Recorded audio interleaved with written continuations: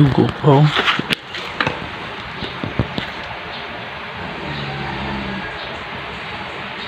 Saan yata yan? May dugo po. May itlog oh. Lipat natin yan sa loob.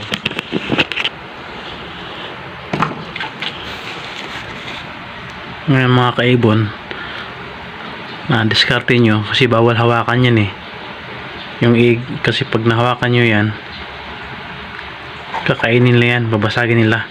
Ngayon bago kayo humawak dyan sa itlog, humawak muna kayo dito sa pagkain nila. Ayan, ito dito, yan hawak muna ako dito. Ayan,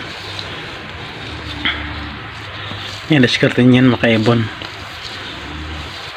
Ayan, tapos bago tayo hawak dito sa sa itlog, ngayon lilipat natin yan sa loob.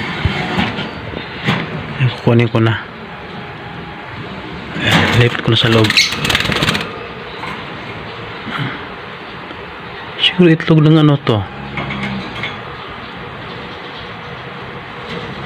itlog nito yun ng itlog na yan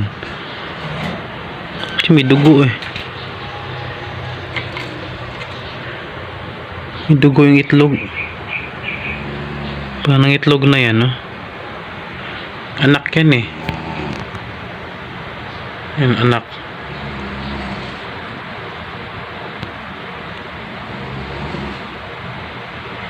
Ayun lang mga kaibon.